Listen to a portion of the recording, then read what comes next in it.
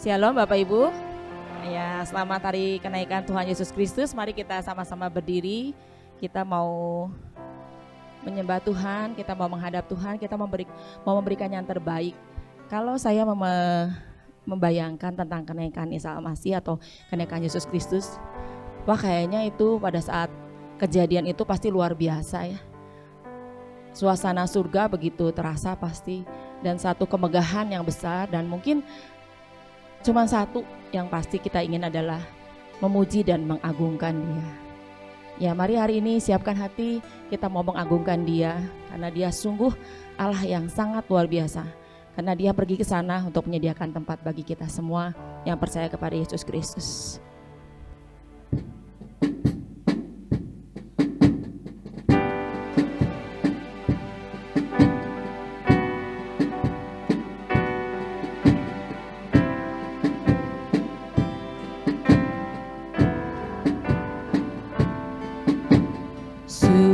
Suci, suci, suci, Tuhan Maha Kuasa.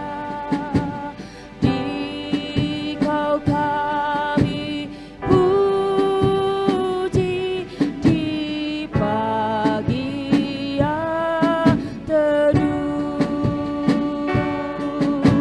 Suci, suci,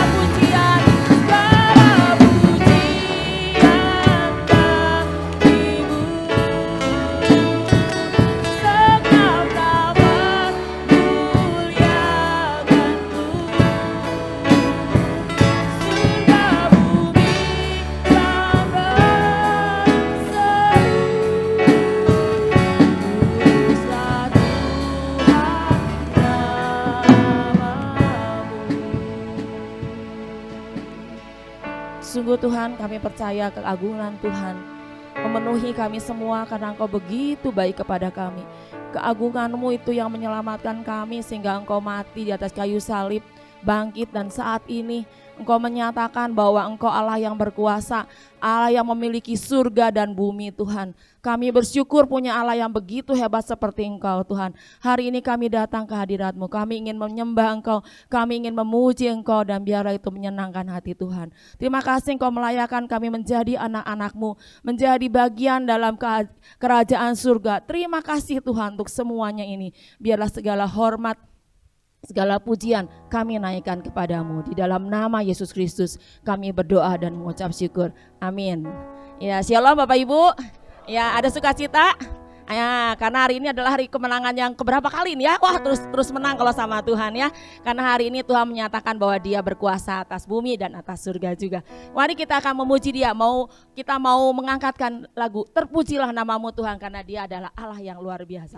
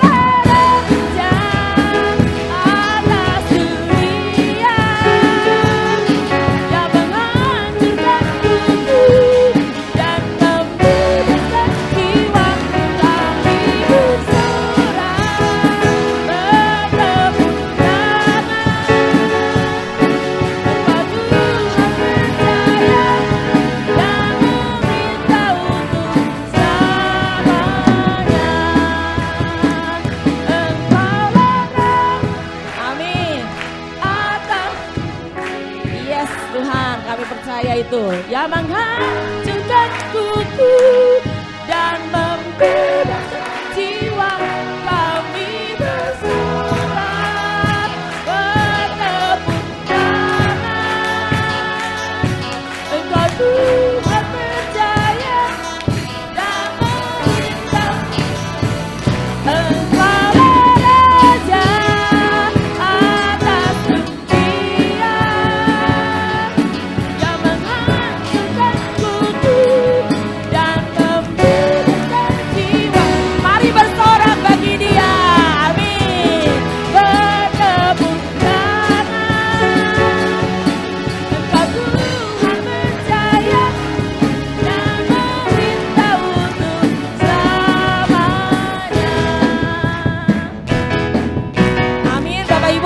Iya, dia segera datang menjemput umatnya. Tapi ada satu, kalau kita mengingat kenaikan Yesus Kristus, ada satu ayat yang mengatakan di Matius 28 ya, ayat 19 dan 20. Ya, karena itu pergilah, jadikanlah semua bangsa itu muridku dan baptislah mereka atas nama Bapa, Putra dan Kudus ya. Dan ajarlah mereka katanya melakukan apa yang Tuhan kehendaki. Dan tapi ada satu janji itu ya. Itu ayat yang mungkin membuat para pengerja ya, para pendeta, mungkin itu yang menjadi kekuatan bahwa itulah perintah Tuhan agar kita mau mengajar, kita mau saling mengingatkan bahwa kita harus memenangkan banyak jiwa ya.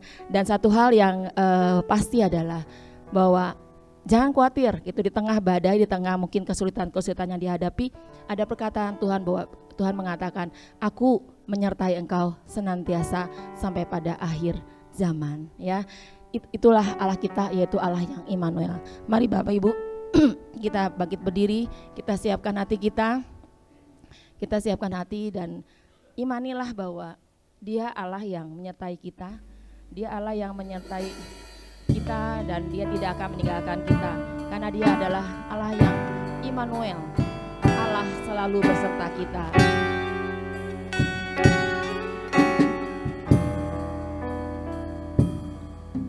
Bapakku datang dan berserah, ku nyatakan kau yang berkuasa dalam gelap, kau setia, kau cahaya hidupku.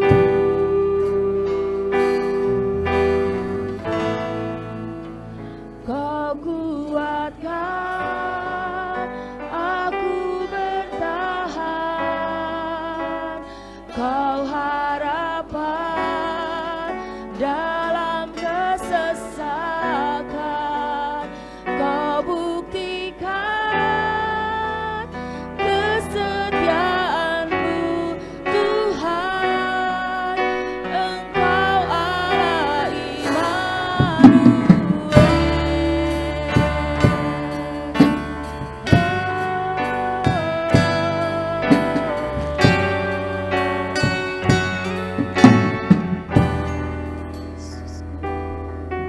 Bapakku datang untuk menyembah, ku nyatakan kau yang berkuasa dalam lembah, kau sempurna, kau cahaya bagiku.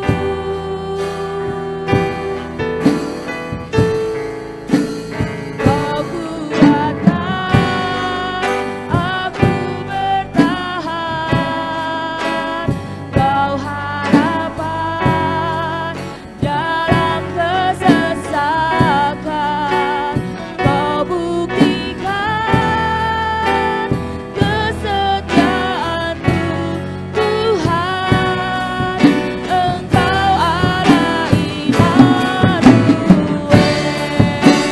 Kau kuatkan aku bertahan, kau harapan dalam kesesakan, kau buktikan kesetiaanmu Tuhan, engkau Allah Immanuel. Katakan Immanuel, Immanuel, engkau besertaku. Amin Tuhan, kami percaya itu. Immanuel, Immanuel, engkau Allah beserta. Katakan sekali lagi Immanuel, Immanuel. Immanuel, Immanuel, engkau beserta.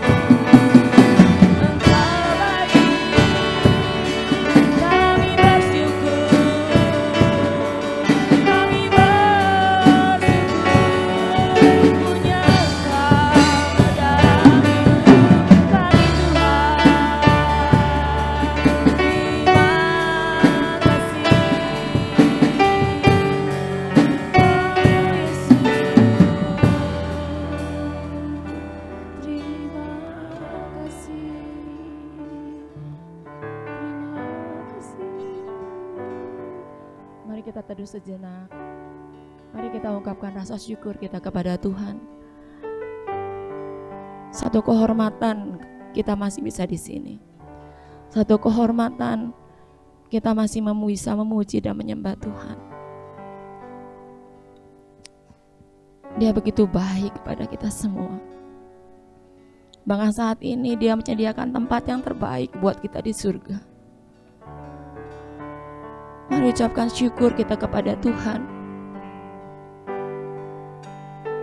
Bukan hanya itu saja, Dia selalu menyertai kita. Dalam lembah kekelaman sekalipun Dia menyertai kita. Karena Dia sangat-sangat mengasihi kita. Mari ucapkan syukur kepadanya. Tuhan, kami bersyukur, Tuhan, bersyukur.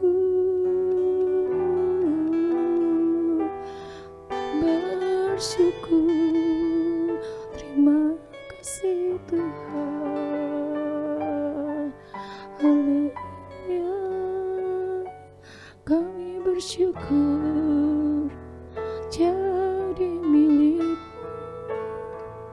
Terima kasih Tuhan, kami mengucap syukur. Sekali lagi, ini adalah satu kehormatan buat kami. Kami bisa hadir memuji dan menyembah Tuhan. Siapakah kami Tuhan yang begitu dikasihi oleh Tuhan? Siapakah kami Tuhan? Engkau selalu menyertai kami. Bahkan mungkin dalam keadaan mungkin kadang-kala kami jatuh dalam dosa. Tapi Engkau selalu siap di samping kami, menolong kami, mendampingi kami melalui hari demi hari. Karena tanpa kekuatan daripada Tuhan kami tidak bisa bertahan. Tanpa kekuatan daripada Tuhan, kami tidak bisa menjalani kehidupan di dalam dunia ini. Tapi kami bersyukur dan Engkau adalah Allah Immanuel yang menyertai kami, selalu menyertai kami. Dan Tuhan, ajar kami juga untuk menghargai semuanya itu. Dan biarlah Tuhan, kalau sebentar kami akan mendengar firman Tuhan, biarlah setiap benih firman-Mu bisa kami renungkan, kami bisa lakukan itu. Karena kami ingin sempurna seperti Tuhan. Kami ingin menyenangkan hati Tuhan. Urapi kami semua, baik yang akan membawakannya dan juga kami yang mendengar. Hanya Roh Kudus yang akan mengurapi kami dan berbicara kepada kami. Sekali lagi Tuhan, kami mengucap syukur punya Allah yang luar biasa seperti Engkau mengasihi kami. Kami siap mendengar firman-Mu dan firman-Mu boleh menjadi tertanam di dalam hati yang subur, bertumbuh dan menghasilkan buah yang memuliakan nama Tuhan. Di dalam nama Tuhan Yesus Kristus, kami siap mendengar firman-Mu dengan penuh sukacita. Haleluya, amin. Shalom Bapak Ibu Saudara yang dikasihi Tuhan. Selamat kita merayakan hari kenaikan Tuhan Yesus. Pada hari ini setelah kita memuji dan mengagungkan Tuhan, kita akan bersama-sama merenungkan firman Tuhan dengan tema Yesus Imam Besar Agung. Bapak Ibu Saudara yang dikasihi Tuhan, kalau kita melihat dari Injil Lukas pasal 24, Pak Andi ada ya? Lukas 24 ayat 50 sampai dengan 51. Kenaikan Yesus. Lalu Yesus membawa mereka keluar kota sampai dekat Betania. Di situ ia mengangkat tangannya dan memberkati mereka.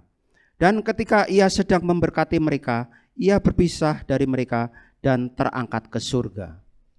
Ya. Saudara-saudara yang dikasihi Tuhan, setelah 40 hari kebangkitan Tuhan Yesus, Tuhan bersama-sama dengan murid-muridnya. Ya, dia menampakkan diri dan selalu bersama dengan murid-muridnya. Kalau saudara membaca di dalam kitab Lukas ini bagian awal sebelumnya, bagaimana ketika murid-murid tidak mengerti, maka Tuhan memberikan pengertian dengan membukakan rahasia firman Tuhan, kitab suci di sana dikatakan. Nah, Bapak Ibu Saudara, setelah itu dikatakan di sini Yesus membawa murid-murid itu keluar kota sampai dekat Betania. Dan ketika Yesus mau naik ke surga, dia memberkati murid-muridnya. Dan setelah dia memberkati murid-muridnya, maka ia berpisah dari murid-murid dan terangkat ke surga. Peristiwa itu 2000 tahun lebih yang lampau kita peringati hari ini. Kita sudah memperingati Paskah, hari Jumat Agung, Paskah, kebangkitan Yesus, dan hari ini kita memperingati bersama-sama perayaan kenaikan Tuhan Yesus, dan 10 hari kemudian kita akan merayakan hari Pentakosta. Nah, saudara-saudara, kita akan melihat di dalam kitab Ibrani sesuai dengan tema kita, Ibrani pasal yang keempat, ayat yang ke-14 sampai yang ke-16. Ibrani 4 ayat 14 sampai dengan 16. Yesus sebagai iman besar. Karena kita sekarang mempunyai iman besar agung yang telah melintasi semua langit, yaitu Yesus anak Allah. Baiklah kita teguh, berpegang pada pengakuan iman kita. Sebab imam besar yang kita punya bukanlah imam besar yang tidak dapat turut merasakan kelemahan-kelemahan kita. Sebaliknya, sama dengan kita, ia telah dicobai, hanya tidak berbuat dosa. Sebab itu, marilah kita dengan penuh keberanian menghampiri tahta kasih karunia, supaya kita menerima rahmat dan menemukan kasih karunia untuk mendapatkan pertolongan kita pada waktunya. Ya, amin. Saudara, di sini diceritakan ya, dinyatakan tentang Yesus.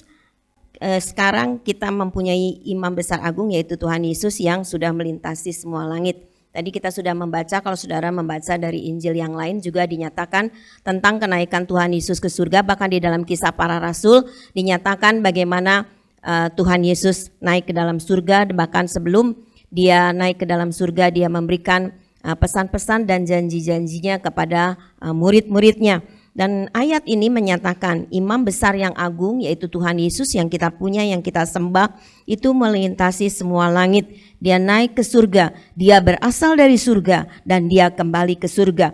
Dia sudah menyelesaikan tugasnya, dia datang ke dalam dunia ini taat kepada perintah Allah Bapa karena dia mengasihi saudara dan saya. Dia mati di kayu salib, dia menyatakan kasihnya kepada kita, dan dia kemudian mati, tetapi dia tidak mati terus. Pada hari yang ketiga dia bangkit, yang kita peringati sebagai hari Paskah, dan kemudian tadi saya katakan setelah 40 hari maka Yesus naik ke dalam surga. Mari kita akan melihat di dalam perjanjian lama tentang tugas daripada imam, dan kita nanti akan membandingkan dengan Tuhan Yesus sebagai imam besar agung. Ini adalah pada masa perjanjian lama, pada masa Harun. Ketika pada zaman Musa, Harun ini menjadi imam besar. Tugas imam besar pada waktu itu adalah mengadakan perdamaian antara umat dengan Allah. Melalui apa? Melalui darah binatang, ya, membawa darah lembu, darah domba, dan kemudian setahun satu kali imam besar ini masuk ke dalam ruang Maha Kudus. Sekali setahun memercikan kepada tutup pendamaian dan ke depan tutup pendamaian itu dibawanya. Itu adalah tugas daripada imam besar. Tetapi imam besar ini juga adalah manusia, sama seperti kita semua, orang yang berdosa. Sehingga pada waktu dia membawa darah daripada binatang itu, ketika dipersembahkan, itu bukan saja untuk umat, tetapi untuk dirinya juga secara pribadi. Ya, memohon ampun atas segala salah dan dosa dirinya sebagai imam secara pribadi dan juga umat pada waktu itu. Ya, ini kalau saudara membaca dalam kitab Imamat, di situ ya Keluaran, di situ dinyatakan jelas bagaimana tugas daripada imam besar ini pada waktu zaman Harun dan selanjutnya. Nah, kita akan melihat tugas Yesus sebagai imam besar agung. Kita membaca di dalam Ibrani pasal yang ke-9 ayat yang ke-28. Ibrani 9 ayat yang ke-28. Demikian pula Kristus hanya satu kali saja mengorbankan dirinya untuk menanggung dosa banyak orang. Sesudah itu ia akan menyatakan dirinya sekali lagi tanpa nanggung dosa untuk menganugerahkan keselamatan kepada mereka yang menantikan dia. Ya, amin. Nah, di sini dinyatakan kalau pada waktu itu imam besar pada masa Taurat menyatakan kepada Tuhan, kepada Allah pada waktu itu dengan membawa korban binatang, tadi saya katakan, dan masuk kepada ruang Maha Kudus, menghampiri kepada Allah untuk menyatakan pengampunan dosa bagi dirinya dan umat. Maka di sini dikatakan Yesus juga sama, ya, mengorbankan diri. Kalau dulu bukan imam yang mengorbankan diri, tetapi binatang yang dikorbankan dan dibawa darahnya. Tapi di sini dikatakan Yesus mengorbankan dirinya. Dia sudah mati di kayu salib. Buat saudara, buat saya, ya, buat kita semua umat manusia. Tetapi yang luar biasa di sini ayat ini tidak berhenti sampai di situ saja. Dikatakan dia mengorbankan dirinya seperti anak domba yang tidak bercacat salah itu untuk menanggung dosa banyak orang. Tetapi dikatakan ia hanya sekali saja.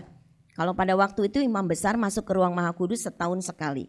Tapi para imam yang mempersembahkan di pelataran itu bisa setiap hari orang membawa korban dipersembahkan untuk meminta ampun kepada Tuhan. Karena pada waktu itu mereka tidak bisa langsung menghadap kepada Tuhan, harus melalui imam.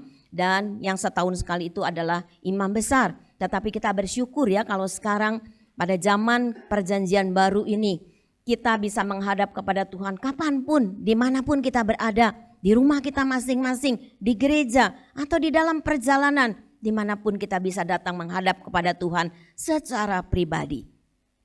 Saudara tidak harus melalui kami, tetapi saudara bisa datang kepada Tuhan di dalam doa kita, menyampaikan segala apapun keluhan kita kepada Dia.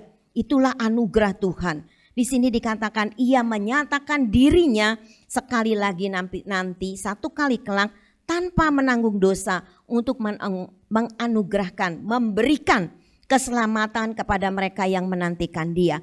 Pada waktu di dalam Kisah Para Rasul, Tuhan Yesus naik ke surga dan para murid memperhatikan itu, ada malaikat yang mengatakan, ya, malaikat ini mengatakan, apa yang engkau lihat sekarang ini? Kenapa engkau menatap ke langit? Katanya, hai orang Galilea. Yesus yang terangkat ke surga, Dia akan kembali sama seperti yang engkau lihat. Itu dinyatakan di dalam firman Allah. Inilah yang dinyatakan juga di dalam ayat 28 bagian akhir ini. Bahwa ia setelah menang, ia akan datang kembali tanpa menanggung dosa. Karena cukup satu kali saja. Ya, kalau saudara membaca ayat-ayat sebelumnya, saya senang saya membaca di dalam kitab Ibrani ini, pasal-pasal ini, itu adalah luar biasa mengenai Tuhan Yesus. Ya, kalau saudara baca ayat 26 juga, sekarang ia hanya satu kali saja menyatakan dirinya pada zaman akhir untuk menghapuskan dosa oleh korbannya. Jadi sekali lagi, Yesus sekali saja mengorbankan dirinya dan itu cukup buat kita semua orang yang percaya kepada Dia. Tapi pada satu kali kelak seperti yang malaikat katakan kepada murid pada waktu itu dan orang-orang pada waktu itu yang melihat Yesus naik ke dalam surga, ke surga, pada waktu itu malaikat mengatakan bahwa Dia akan datang kembali. Dan ayat ini menyatakan kepada mereka yang menantikan Dia, Yesus akan menyatakan dirinya. Nah saudara-saudara, inilah imam besar agung kita, Tuhan Yesus. Tidak sama seperti pada waktu zaman Harun, pada waktu zaman Taurat, ya pada waktu zaman dulu. Ada imam besar. Mereka itu hanya membawa darah binatang, tapi Yesus mengorbankan dirinya. Tapi saudara, nanti kita akan melihat, ya, ada ayat yang mengatakan di dalam Ibrani ini, Dia ketika mengorbankan dirinya dan setelah itu selesai, Dia naik ke dalam surga, tetapi dikatakan itu juga untuk kepentingan kita. Wah, luar biasa, ya. Jadi saudara-saudara, meskipun Yesus memang sekarang tugasnya sudah selesai, dan Dia berasal dari surga, Dia naik ke dalam surga, tetapi juga dikatakan oleh firman Tuhan itu untuk kepentingan kita. Apa kepentingan kita? Saudara-saudara, kita akan melihat bagi mereka yang setia, ya, kita menantikan kedatangannya. Sekali lagi kita percaya kita akan bersama-sama dengan Dia. Karena di dalam Yohanes 14 dikatakan bahwa Dia naik ke dalam surga terlebih, katanya, ya, aku kembali kepada Bapa supaya aku menyediakan tempat bagimu. Saudara dan saya sudah punya tempat di dalam kerajaan Allah. Itu adalah satu pengharapan dan kekuatan di dalam hidup kita supaya kita tidak takut. Kita akan mengalami kalau Tuhan belum datang dan kita memang sudah waktunya dipanggil Tuhan, tetapi ada satu janji firman Tuhan bahwa Dia menyediakan tempat. Sampai pada waktu kali kelak setelah itu Dia akan menyatakan dirinya. Mari kita akan melihat tugasnya yang lain di dalam Ibrani pasal 7 ayat yang ke-25. Ibrani 7 ayat ke-25. Karena itu ia sanggup juga menyelamatkan dengan sempurna semua orang yang oleh Dia datang kepada Allah. Sebab ia hidup senantiasa untuk menjadi pengantara mereka. Ya, amin. Nah, inilah hal yang kedua. Yang pertama, Yesus mengorbankan dirinya untuk kita semuanya satu kali saja, ya. Dan satu kali kelak Dia akan datang kembali. Ya, korban Kristus jadi sekali lagi cukup satu kali, Ia datang kembali untuk memberikan keselamatan dan tempat yang sudah Dia sediakan untuk mereka yang setia. Dan yang kedua di dalam Ibrani pasal 7 ayat 25 ini menyatakan Ia sanggup juga menyelamatkan dengan sempurna semua orang yang oleh Dia datang kepada Allah, sebab Ia hidup senantiasa untuk menjadi pengantara mereka. Saudara, setiap orang yang percaya kepada Allah melalui korban Kristus mendapatkan keselamatan, tetapi dia juga sekarang ada di dalam surga untuk kepentingan saudara dan saya. Dia menjadi juru syafaat kita, ya. Dia menjadi pengantara kita. Dia tidak tinggalkan kita. Dia tahu apa yang kita keluhkan pada hari-hari ini. Mungkin di dalam sakit penyakit kita, mungkin di dalam masalah hidup kita, kegagalan kita, kekecewaan kita, atau apapun juga yang sedang kita hadapi saat-saat ini. Tetapi kita bersyukur, kita tidak sendiri. Ada Tuhan Yesus yang meskipun Dia ada di dalam surga, menjadi pengantara bagi saudara dan saya. Dia menjadi juru syafaat kita, menyampaikan kepada Bapa apa yang kita keluhkan. Dan Dia mengetahui akan hal itu kepada kita. Dan firman Tuhan katakan kalau saudara membaca ayat selanjutnya bahwa kita memang memerlukan imam besar yang seperti itu.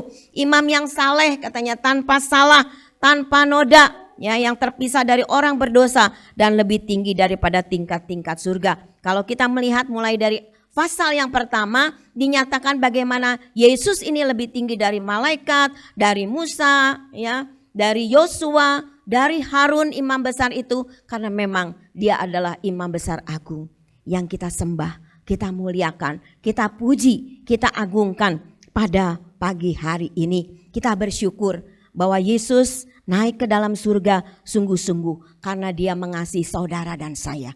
Dia bukan sekedar menyelesaikan tugasnya, tetapi Dia masuk ke dalam surga. Dia menyediakan tempat bagi saudara. Dia mencurahkan Roh Kudus-Nya, ya, kepada murid-murid pada waktu itu, bahkan kepada kita semua orang yang percaya. Karena Dia tahu di dalam perjalanan hidup ini ada banyak kesulitan, ada banyak tantangan, ya, ada banyak pencobaan. Tetapi satu hal, ya, yang Dia mengerti, yang Dia mempedulikan, supaya saudara dan saya tidak sendiri. Dia berikan Roh Kudus-Nya. Mari kita akan melihat tugas kita. Kalau Yesus sudah menyatakan dirinya, Dia sebagai imam besar agung, Dia sudah mengorbankan dirinya seperti anak domba, ya. Tetapi Dia adalah anak domba yang tidak bercacat, mencurahkan darahnya buat kita semuanya. Dia menyatakan itu kepada kita dan Dia sudah menyelesaikan tugasnya. Tetapi saudara-saudara, apa yang harus kita lakukan? Kita kembali kepada Ibrani pasal yang keempat, ayat yang ke-16 yang dari awal tadi kita baca, 14 sampai 16, ya. Dikatakan kalau kita mempunyai imam besar agung yang sudah melintasi langit, artinya Dia sudah kembali ke surga, maka saudara-saudara ada tugas buat kita semuanya. Ada hal yang harus kita lakukan di dalam perjalanan kehidupan kita. Yang pertama adalah teguh di dalam iman.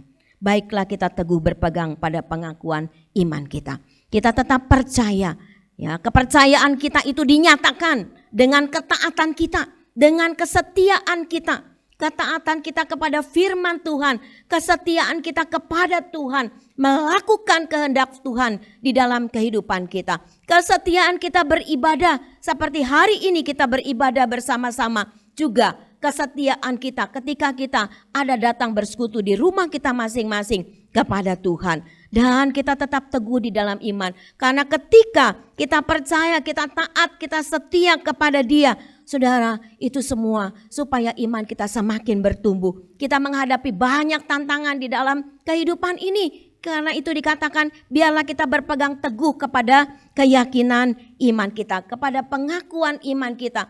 Kalau kita berkata atau sering menyanyi bahwa kita ini percaya kepada Dia, ya Dia Allah yang besar, Allah yang luar biasa di dalam kehidupan kita ini. Bapak Ibu Saudara, bagaimana ketika kita menghadapi tantangan dan pergumulan hidup ini?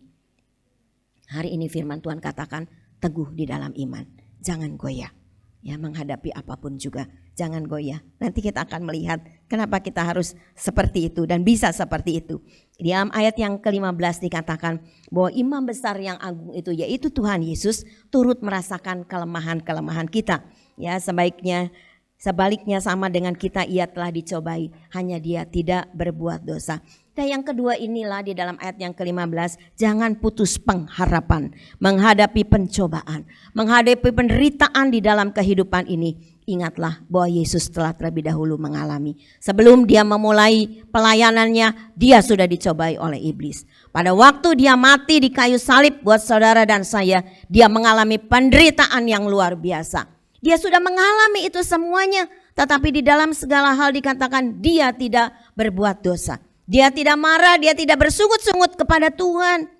Mari kita melihat diri kita sendiri. Saya mengharapkan tentu tidak, ya, yang di sini, yang hadir bersama-sama, termasuk diri saya. Ketika kita menghadapi penderitaan hidup ini, ketika kita menghadapi masalah di dalam kehidupan ini, sakit penyakit di dalam kehidupan ini, segala hal yang kita alami, pernahkah kita marah kepada Tuhan? Kita ngomel kepada Tuhan dan kita berkata, Tuhan, kenapa saya sudah jadi anak Tuhan yang sungguh-sungguh, saya setia datang di dalam ibadah, saya setia melayani, tapi sekarang saya mengalami pencobaan, saya mengalami penderitaan di dalam kehidupan ini. Hari ini firman Tuhan katakan, jangan putus pengharapan ketika kita menghadapi pencobaan.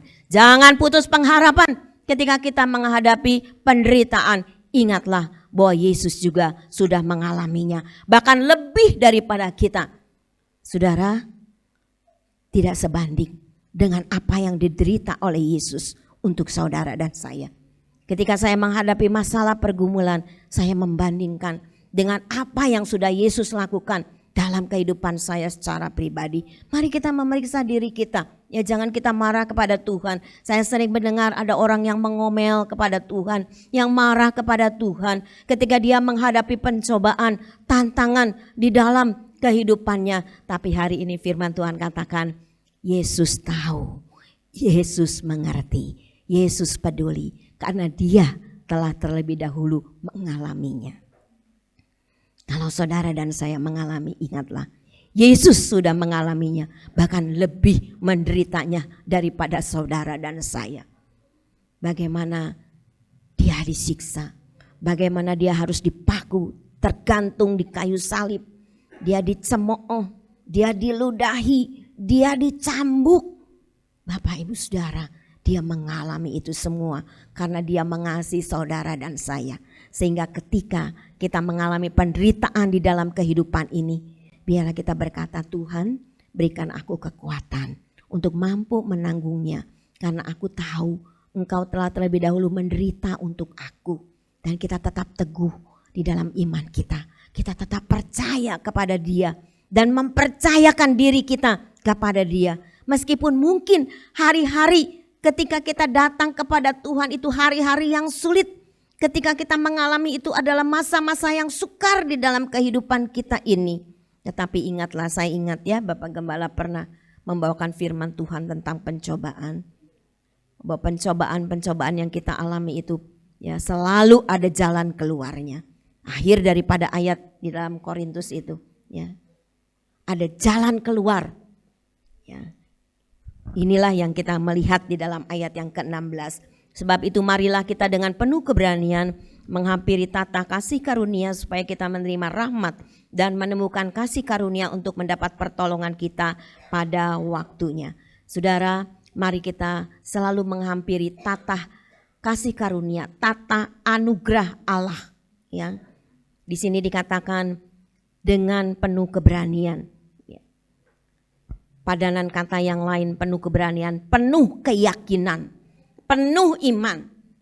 Biarlah ketika di dalam perjalanan hidup kita ini tidak mudah karena Tuhan tidak menjanjikan kita selalu ada di dalam keadaan yang nyaman, kita selalu mau datang kepada Dia. Dengan keyakinan kita, dengan iman kita kepada Tuhan. Buat Tuhan yang tadi dalam ayat 15 katakan pernah dicobai, hanya Dia tidak berbuat dosa. Bahkan di kayu salib Dia mengatakan, Bapa, ampunilah mereka. Yesus memohon pengampunan kepada Bapa di surga, kepada orang-orang yang sudah membuat Dia menderita. Dan hari ini ketika saudara dan saya datang kepada Tuhan, saya tidak tahu apa yang ada di dalam hidup saudara, apa yang sedang kita doakan, apa yang sedang kita alami, penderitaan apa yang sedang kita alami, kekurangan, kesakitan, dan kita merasa ada jalan yang rasanya buntu, kesesakan di dalam kehidupan kita. Tapi hari ini firman Tuhan berkata kepada kita, Dia sudah menyelesaikan tugasnya di dunia dan sekarang Dia sampai di sana, bukan di kemah tabernakel buatan tangan manusia, bukan di bait suci ya yang dibangun oleh manusia, tetapi Dia ada di dalam kerajaan Allah, tabernakel yang sebenarnya. Dan Dia masuk ke dalam ruang maha kudus itu. Oleh karena itulah Dia mengerti, Dia tahu Bapak Ibu Saudara apa yang kita derita. Dan Dia selalu mendoakan saudara dan saya supaya kita kuat di dalam kehidupan itu. Oleh karena itulah setiap saat di dalam kehidupan kita, mari kita dengan keyakinan selalu menghampiri tata anugerah Allah. Dan firman Tuhan ini mengatakan supaya kita menemukan kasih karunia-Nya dan mendapatkan pertolongan pada waktunya. Pada waktunya Tuhan. Sekarang di dalam doa kita mungkin belum terjawab, belum dijawab oleh Tuhan. Tetapi bukan Tuhan tidak mendengar, Dia mendengar kita. Yesus sebagai imam besar agung, Dia ada di sana. Dia bersyafaat buat kita. Dia melihat keadaan kita semua dan Dia akan menolong tepat pada waktunya Tuhan. Dan dalam sekehendak Dia, karena Dia tahu yang terbaik di dalam kehidupan kita semuanya. Saudara, ini adalah satu hal yang luar biasa ya. Kalau kita merenungkan akan firman Tuhan ini. Saudara, kalau saudara membaca di dalam Ibrani pasal 8 ayat yang ke-1, mungkin sebagai ayat terakhir. Ibrani 8 ayat ke-1. Inti segala yang kita bicarakan itu ialah kita mempunyai iman besar yang demikian, yang duduk di sebelah kanan tahta yang maha besar di surga. Ibrani pasal 9 ayat yang ke-12. Ibrani 9 ayat ke-12. Dan Ia telah masuk satu kali untuk selama-lamanya ke dalam tempat yang kudus, bukan dengan membawa darah domba jantan dan darah anak lembu, tetapi dengan membawa darahnya sendiri, dan dengan itu Ia telah mendapat kelepasan yang kekal. Ayat 24 Pak Andi. Ibrani 9 ayat 24. Sebab Kristus bukan masuk ke dalam tempat kudus buatan tangan manusia yang hanya merupakan gambaran saja dari yang sebenarnya, tetapi ke dalam surga sendiri untuk menghadap hadirat Allah guna kepentingan kita. Amin. Bapak Ibu Saudara, ada banyak ayat Bapak Ibu Saudara membaca sendiri dalam kitab Ibrani ini. Tetapi di sini dikatakan inti daripada semuanya, kita punya imam besar yang duduk di sebelah kanan Allah di surga. Dikatakan Ia telah masuk satu kali untuk selama-lamanya ke dalam tempat yang kudus, bukan dengan membawa darah binatang, bukan membawa darah domba jantan dan darah anak lembu, tetapi membawa darahnya sendiri. Dan dengan itu Ia telah memberikan kelepasan yang kekal.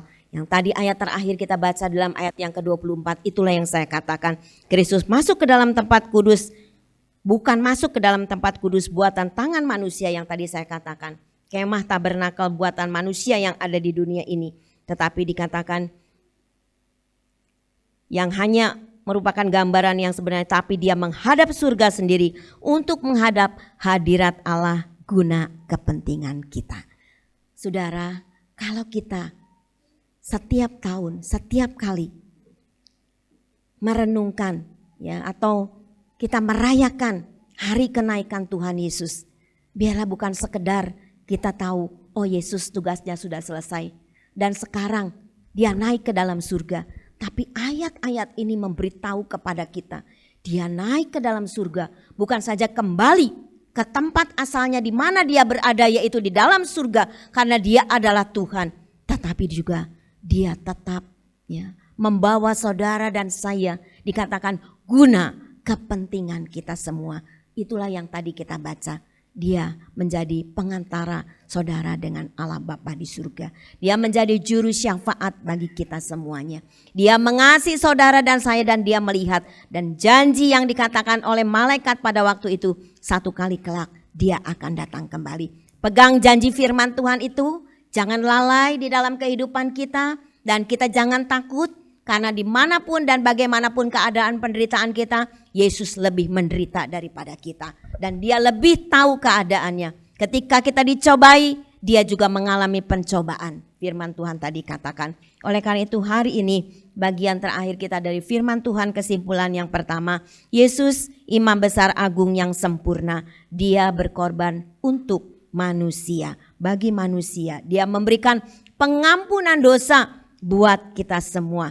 Dia sungguh-sungguh bukan imam besar manusia yang ada dosanya, yang masih bercacat celah, tetapi dia adalah imam besar agung yang sempurna. Yang kedua, Yesus imam besar agung naik ke surga. Dia bersyafaat buat umatnya. Umatnya itu saudara dan saya. Dia menyediakan tempat bagi kita. Dia memberikan keselamatan pada waktu kedatangannya kembali.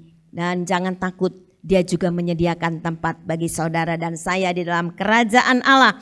Terakhir, tugas umat Tuhan yaitu saudara dan saya, mari pelihara iman kita ya, di dalam kesetiaan kita, di dalam ketekunan kita, di dalam ketaatan kita kepada Tuhan, dan biarlah kita selalu memiliki persekutuan yang akrab dengan Kristus. Kita datang kepada Dia dengan keyakinan, dengan keiman kita kepada kasih karunia itu. Artinya kita selalu punya persekutuan yang indah dan intim dengan Tuhan. Ya, apapun yang kita alami, percayalah Dia selalu ada bersama dengan kita. Dia menyertai kita, Dia mengasihi saudara dan saya, dan Dia tetap menolong kita pada waktunya. Amin. Tuhan memberkati. Bapa di dalam surga, kami bersyukur kalau kami pada saat ini merayakan hari kenaikan Tuhan Yesus dan bisa ada di dalam ibadah bersama-sama. Kami sudah memuji dan mengagungkan Tuhan. Biarlah semuanya boleh menyenangkan hati-Mu Tuhan. Biarlah Tuhan memberkati semua yang sudah melayani, pakai pelayanan mereka semakin indah di hadapan Tuhan. Tetap setia melayani Tuhan dan ditambah-tambahkan hikmat dan pengurapan yang daripada Tuhan. Terima kasih untuk pujian dari kaum bapak, kaum ibu Tuhan. Bahwa di masa-masa usia kami semakin lanjut, kami tetap bisa mengagungkan Tuhan, bisa memuji Tuhan. Biarlah semuanya itu juga berkenan di hadapan Tuhan. Bapa di dalam surga, kami berdoa saat ini kalau ada di antara kami yang hadir maupun yang tidak hadir, yang sedang ibadah online, mereka ada di dalam keadaan sakit, kami mau bawa kepada Tuhan di dalam nama Tuhan Yesus. Tuhan memberikan kesembuhan. Bapa di dalam surga, kalau ada di antara kami yang hadir maupun yang ada di rumah dalam keadaan masalah pergumulan hidup kami juga mau membawa kepada Tuhan di dalam nama Tuhan Yesus. Tuhan yang akan menolong seperti hari ini firman Tuhan katakan. Kami menghadap kepada tata kasih karunia Tuhan dan kami yakin kami akan mendapatkan pertolongan tepat pada waktunya Tuhan. Yang berkekurangan Tuhan yang akan mencukupkan. Keluarga demi keluarga, pribadi demi pribadi, segala usaha, segala pekerjaan diberkati oleh Tuhan dengan berkat-Mu yang berlimpah. Kami juga berdoa Tuhan buat anak-anak kami, cucu-cucu kami di dalam sekolah, di dalam kuliah mereka Tuhan. Bahkan kalau ada yang sudah berusaha bekerja di dalam pekerjaan mereka, berkatilah mereka semua. Mereka sebagai generasi-generasi penerus ini, supaya mereka juga semakin bertumbuh di dalam Tuhan. Dan mereka melihat tangan Tuhan yang luar biasa di dalam kehidupan mereka. Kasih dan kemurahan Tuhan di dalam kehidupan anak cucu kami. Terima kasih Tuhan. Kami berdoa saat ini Tuhan, buat bangsa dan negara kami, pemerintah kami. Kami serahkan kepada Tuhan kerinduan kami supaya ada keamanan di seluruh Indonesia ini, bahkan di tempat di mana kami berada masing-masing. Terima kasih Bapa. Kami juga bersyukur kalau jemaat GBS Siloam ada bersama dengan kami. Kami satu tubuh di dalam Kristus. Kami berterima kasih pakai senantiasa Pak Oda, Ibu Ernis, keluarga, bahkan bersama seluruh panatua mereka Tuhan, supaya nama Tuhan dipermuliakan. Di dalam ibadah di GBS Siloam semakin banyak jiwa boleh dimenangkan guna hormat, kemuliaan dan kebesaran nama Tuhan. Bapak, sebentar kami mau pulang sertai perjalanan kami. Sampaikan kami masing-masing di rumah kami dengan selamat, dengan tidak kurang suatu apa. Segala puji, hormat dan syukur kami naikkan kepada Tuhan. Dan kami sungguh yakin Tuhan, bahwa kami semua yang hadir maupun yang ada di rumah, kami semua sudah diberkati oleh Tuhan. Dalam nama Yesus kami menyerahkan doa kami. Saudara-saudara yang dikasihi Tuhan, terimalah berkat dan damai sejahtera daripada Allah Bapa di surga, kasih karunia dan rahmat daripada Tuhan Yesus yang tak berkesudahan, dan persekutuan Allah Roh Kudus akan menyertai hidup kita semua mulai saat hari ini bahkan sampai selama-lamanya. Yang percaya katakan bersama, amin. Tuhan memberkati.